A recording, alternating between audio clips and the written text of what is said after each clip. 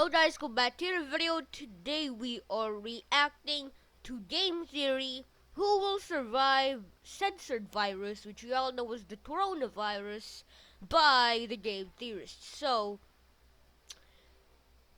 I have no classes today because of the coronavirus. So, it's got to be really bad. The capital of the Philippines has just been locked down. It's just a lot of stuff. It's scary. It's very scary. So, 3, 2, 1, let's react. Today we're talking about... Wait, what just happened? Why can't you say it's just coronavirus? What happens when you say coronavirus? I don't know. Said today we're... You gotta be kidding me. Am I not even allowed to call it by its name? Even though the news is talking about it constantly? Fine, we'll just have to use our imagination. Today's episode is inspired by the most viral topic that's sweeping the globe in 2020. You could say that this topic is infectious. You won't believe your ears when you hear the conclusion of this episode. Today we're talking about which video game character is least likely to survive a viral outbreak. A purely hypothetical, totally not inspired by real life events global pandemic. A topic that just randomly popped into my head at the top of 2020 and Really? It's just inspired by the coronavirus, alright? It's been really bad, alright? It's been very bad. I mean, 2020 has been bad. World War III, we thought was happening, but they didn't. That is great. And then Kobe Bryant passed away in January. That wasn't good. The coronavirus, the NBA suspends the season, NFL, the MLB, I mean every sport suspends its season. Even March Madness was suspended. I mean every sport around the globe was suspended because of this virus. And I don't want to talk about it too much because I have another video coming up. Maybe you want to do that. I wanted to cover. Completely unrelated to anything else happening in the real world. How was that? Am I good? Oy vey, YouTubing in 2020 is hard. Roll intro!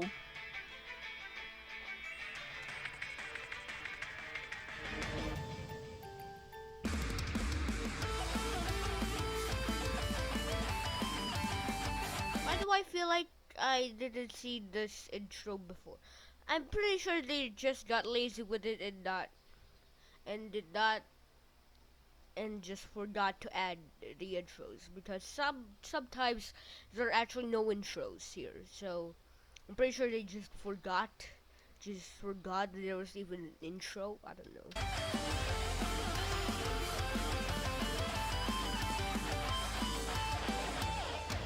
Hello Internet, welcome to Game Theory, where, just a quick promo here at the top, we have ourselves a cool new pullover hoodie with a really awesome Japanese-inspired design. The text on the sleeve reads Game Theory, and the chest is, but hey, that's just a theory, a game theory. Or, at least, I think that's what it says. We had two translators double check it independently of each other, so either it's right, or this is the most well-coordinated prank ever and it actually reads udon noodles are delicious. Either way, I really love the design. I hope you do too. It's only available for the next 10 days, so if you're interested, check it out in the merch shelf down below. Anyway, spring is upon us, love is in the air, and so is a certain airborne virus that shall not be named. And maybe I'm just getting a little stir-crazy this winter. I mean, I'll name it coronavirus.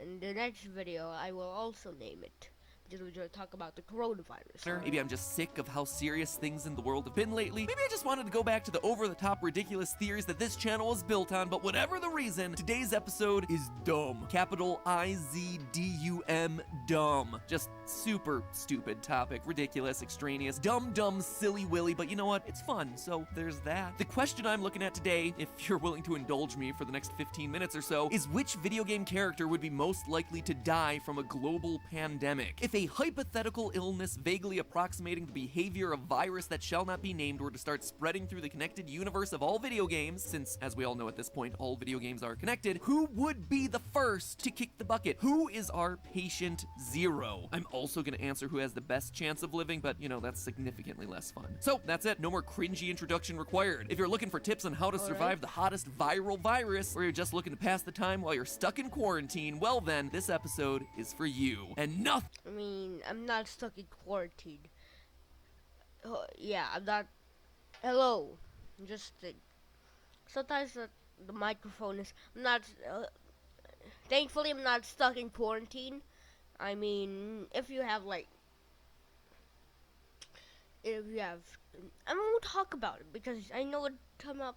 Nothing is stopping me from doing it, except I for don't maybe wanna some get virulent spoilers. airborne Just watch that particles. video. First things first, in order to know who's gonna get infected, we need to know how a hypothetical global pandemic like this would work. Viruses are small particles of genetic material that are surrounded by a protein coat. Also subscribe. I forgot to put that in again. But subscribe, hit the bell. If this video gets 5 likes, I will floss in the next video. Alright, I will floss in the next video if this video gets 5 likes. Like the floss for the Fortnite dance, alright? I will floss at the beginning of the next video if this video hits 5 likes, alright? That's all I'm asking for, and you'll see once in a lifetime moment. Alright? Viruses also have a fatty envelope covering. Ooh, I love that coat on you. Why, that is so sweet. Thank you. It's protein. But I thought you were my friend. Viruses are incapable of reproducing on their own, and as such, they violently infect host cells for their own survival. If we were to model our fictional virus after recent ones that have appeared in the news, it would be spread via small respiratory droplets, the type that escape when you're coughing or sneezing. No big shock there, it's pretty commonplace for most viral infections. Nothing spreads sickness quite like a big old globule of sneeze directed at your face. I mean, I'm not even sick, and just seeing the animation that we just made to demonstrate that last sentence made me feel a bit ill. But when it comes to outbreaks, the biggest variable is airborne transmission. You see, what's made big viral outbreaks of the past so dangerous was in large part because of how far they're able to spread through the air. Measles, for instance, could spread at distances as great as 30 meters. That's nearly 100 feet. For more recent viral outbreaks appearing in the headlines, the range is much more limited. UC San Francisco infectious disease expert Charles Chu makes it clear that viruses like the virus that shall not be named require direct contact. Quote from him, "If you have an infected person in the front of the plane, for instance, and you're in the back of the plane, your risk is close to zero, simply because the area of exposure is thought to be roughly 6 feet from the infected person." End quote. Now, this is great news if you're the guy in the back row of the plane. Sure, you might not be able to lean your seat back, in which case you're gonna go. I mean, if they found out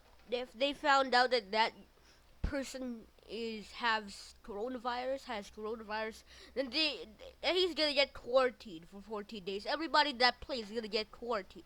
The pilot, everybody that has rode that plane will be quarantined for 14 days to see if their symptoms.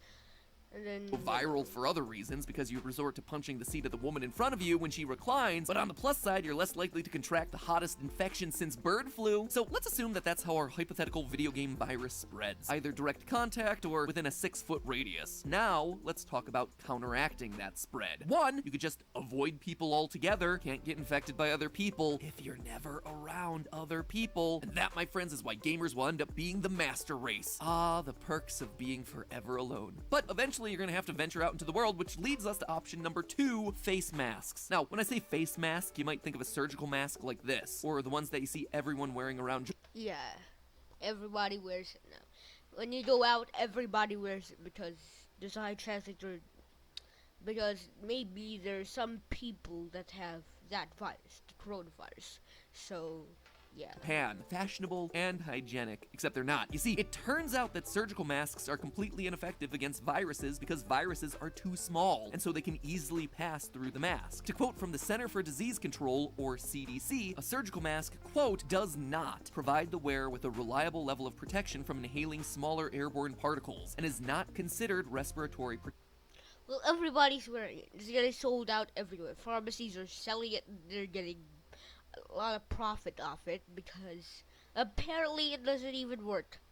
But I'm still gonna do it because maybe it does something. You know, maybe it does. So, yeah, everybody's wearing it. It's getting sold out everywhere. You can't get face masks anywhere now because of the coronavirus, and everybody wants to be protected. They have packs and packs of face masks out in their house.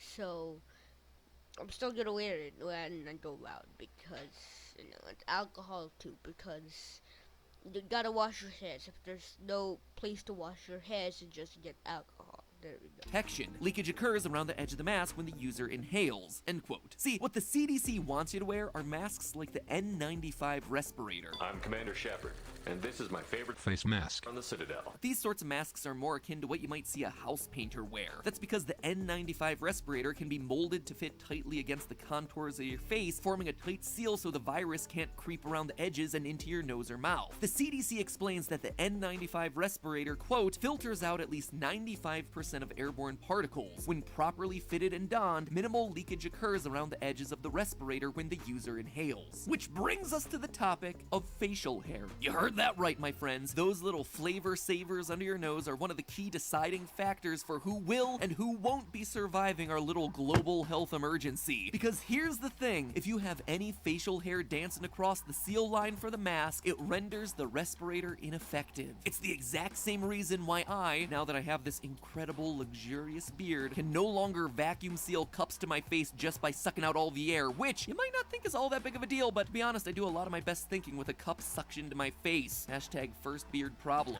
Hashtag, just shave your beard. It's not real. You probably have a shaver. You'll probably have shaving thing out there. So you could probably shave your beard, because what do you want? Matt Pat with a beard with short hair, Matt Pat with long hair with no beard. I don't want that long hair with no beard again, please.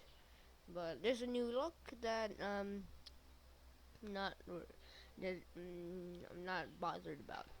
In fact, when it comes to virus prevention, this is such a serious consideration in virus control that the CDC started going viral themselves on Twitter when they started sending this infographic around detailing which facial hairstyles are most likely to get you infected. Seriously, look at this chart. It's so ridiculous. What's with some of the names that they're Bulbo? What? using? I mean, the toothbrush. Oh, that's not the toothbrush. That's Hitler. Brush mustache? Yeah, everybody I know calls it the toothbrush mustache. Yeah, they call it the Hitler mustache, alright? Not the toothbrush. You probably just got a toothbrush because, they can't say Hitler. So, just toothbrush. But that mustache was made famous by the one and only German Nazi, Adolf Hitler. There's absolutely no historical figure that comes to mind when a person sees this kind of mustache. Absolutely no person alive or dead associated with this mustache that would keep me from rocking this sort of thing in public right now. Anyway, my wife Stephanie sent this to me the other day, partly because she cares about my well-being, but mostly because she wants me to lose the Matt Daddy beard. And can I just add a quick side note here for a second? Ever since I grew the beard, everywhere I go, people won't stop calling me Matt Daddy. Guys, please stop. Do not call me Matt Daddy. And whatever you do not make hashtag Matt Daddy trend, okay? I repeat, I totally do not want Matt Daddy to become a thing. It would be awful if that nickname were to stick for me, okay? So again, just a public service announcement, Matt Daddy, not a thing. Thank you very much.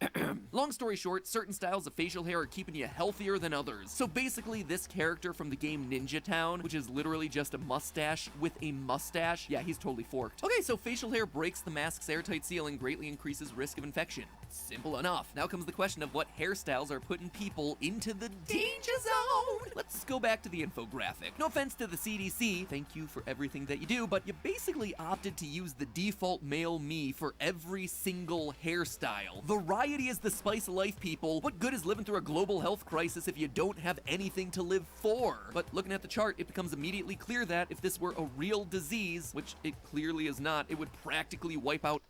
It is a real disease right now. Coronavirus is real, but in games, no. Every major YouTube gamer. I mean, at this point, having some scruff on your face is almost as requisite as having a giant wall of sound paneling behind you. Or, at the very least, a display of every video game you have ever purchased ever. This proves that I am a serious gamer, lol. But again, I digress. Focus, Matt. We're talking about what fictional video game characters live and die. So let's settle it right here, right now. Which video game character makes it through this epidemic, and which ones go the way of the Wii U? Right off the bat, we know that clean-shaven characters are gonna get themselves themselves good results. Link is sitting pretty, Zelda is sitting pretty, Agent 47 from Hitman looking clean as always, and same goes for Duke Nukem. Now, at a glance, you might think that Kirby's safe, but there are two problems. First, his eyes and mouth are so close together that the respirator sealing surface passes across his eyeballs. Assuming Kirby's gonna want to blink on occasion, that's gonna break the seal. Secondly, Kirby's mouth can of course stretch way outside the boundaries of the mask. Hate to say it, but Kirby could be in mortal danger. Now then, what about the video game characters who aren't clean shaven? Basically, if your mustache doesn't stray too far away from your mouth, it's not gonna interfere with the respirator sealing surface. Bodes well for the likes of Mike Hagar, mustache era Solid Snake, and even Mecha Hitler from Wolfenstein. I wonder if he called it a toothbrush mustache. Mario, however, isn't looking quite so super. Yeah, he's got the biggest mustache probably in the gaming world. All of a sudden, his mustache might be a bit too big, but you know, he's got options. Option A, tuck in his mustache so it doesn't cross the respirator sealing surface, or option B, make shaved Mario a reality. Oh God, put it back. Oh no, shaved Mario, don't do shaved Mario because that looks bad. You can't even recognize that it's Mario because the mustache is so. There's an Italian man with a mustache in video games is Mario, but without the mustache, he looks like a baby. Yeah, I think we can all agree that we're rooting for option A, or for Mario to just die. It also means that even more mustachioed men are in the danger zone. Dr. Eggman, Wario, and Master Onion from Parappa the Rappa, all in the red. Similarly, full beards are a one-way ticket to Virus Town. Kratos might want to stick with the safer young Kratos look. Same goes for Geralt in Witcher 3. Stubble breaks the respirator seal just like a beard does, which means that that whole dynamic beard growth feature ain't gonna be so great amid a global health crisis. Forget tossing a coin to your Witcher, just toss him a razor instead. Anyway, I could list these characters off for— Oh yeah, the razor. I forgot what the name it is. What was the name of it? But yeah, it's a razor. It's a razor. for hours. If only there was a more efficient way to present such a staggering amount of data, like, I don't know, an infographic. Great idea, me. Here it is, folks, the Game Theorist's infographic on Facial hairstyles and filtering face piece respirators.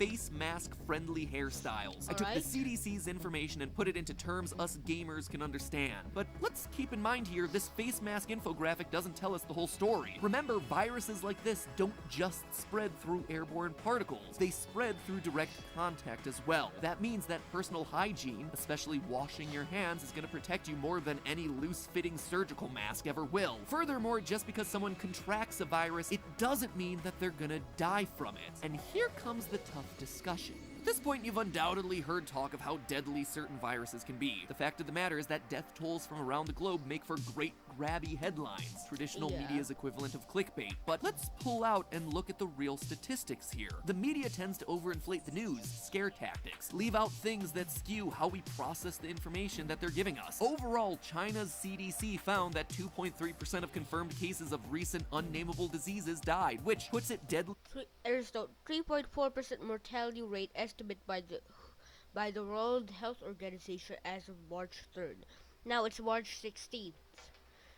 So, yeah. Clearer than the flu, but it also puts it below things like 2003's SARS outbreak. The SARS outbreak in 2003 had a death rate of 9.6%, but even the 2.3% chance of recent diseases is still a misleading number. You see, the Chinese CDC found that the fatality rate was 14.8% in people 80 or older, likely reflecting the presence of other diseases, a weaker immune system, or simply worse health overall. By contrast, the fatality rate was 1.3% in 50-somethings, 0.4% in 40-somethings, and 0.2% in people 10 to 39. The twist of this episode today is that most, if not all, the video game characters listed in this infographic we created would likely survive a hypothetical viral infection like the one that we're talking about today. They're all generally young and healthy, and sure, if they contract the virus, they're gonna have themselves a heck of a miserable 2-week period, but there's a high likelihood, over 90%, that they're gonna bounce back on the other end. So even though someone someone might have dangerous facial hair, there are a lot of other non-facial hair factors too. And we need to take those factors into consideration because let's be honest here, we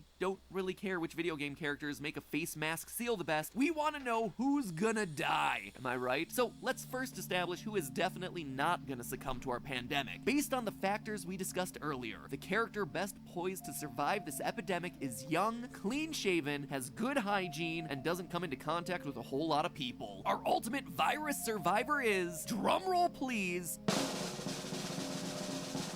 Princess Peach. Yes! First of all, she spends huge swaths of her time isolated in one castle or another, meaning she's not coming into contact with many carriers of the virus. Though we'd never ask a lady her age, she does seem to be well under the age of 40, which is where susceptibility to viruses begin to rise. Alright. Obviously, Princess Peach has no facial hair, or at the very least is shaving it off on a regular basis, but on top of it all, Princess Peach basically wears gloves all the time, meaning that her hands aren't coming into contact with anything hazardous. Long story short, a relative loner trapped in a castle with no facial hair and protective gloves, definitely gonna be our best candidate for surviving the worst and Mario remake the world after the bacteriophages settle. But now let's consider which character Alright. is most likely to die. Basically, we're looking for the polar opposite of Peach. Elderly, very hairy, poor hygiene, and perhaps most importantly, comes into contact with a lot of people. With those factors in mind, I humbly give you, for not all that much longer, Cranky Kong. The original Donkey Kong from the Frankie Kong?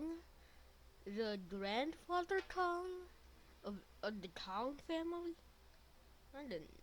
arcade Wow. cabinets. This guy checks all the bad boxes. Elderly, big check. Facial hair that won't fit under a mask, check and check. Heck, this guy's entire face is hair. Poor hygiene? I mean, the guy runs around barefoot in the jungle all day, eating bananas straight off the ground and throwing his dentures at complete strangers. And despite living in the middle of a jungle, Cranky Kong gets out quite a bit for his age. Comes into contact with a lot of different people. Recently, he's been running around putting his immune system at risk in Donkey Kong Country Tropical Freeze. Never mind the fact that he's been kicking it with the Super Smash Bros. Crowd. Super Smash Bros. Is, of course, basically the CDC's worst nightmare, by the way. It's like one big petri dish of disease if you think about it. Characters from every universe imaginable converging to participate in close quarters hand-to-hand combat. I mean, most fighters are young and strong enough to survive the virus if they happen to contract it, but Cranky Kong is an elderly and feeble exception. This old boy's body needs to be ready to fight off viral infection if it can, but Cranky Kong is not slowing down. If anything, it seems like he's been putting himself even more at risk in recent years, and that could very well catch up to him if the virus that shall not be named ever makes it to Donkey Kong's country. So there you have it, my friends. If anyone's gonna succumb to the epidemic, it's Cranky Kong. But what Oh, Cranky Kong? I was Frankie Kong. What was his name? very well catch up to him if the virus that shall not be named ever makes it to Donkey Kong's country. So there you have it, my friends. If anyone's gonna succumb to the epidemic, it's Cranky Kong. Cranky Kong. I thought he was old. He's only gonna be 39 or maybe even 38. So 1981 to 2020 is only like 39, 38 years old. And you're saying that he's, well, he's elderly? I mean, he's not even over 40 if you're putting that on his tombstone. But while we're on the subject of protecting yourself from viral outbreaks, let's transition over to talking about our sponsor for today's episode, So yeah, guys, thanks for watching, and of course, peace on rap. Peace.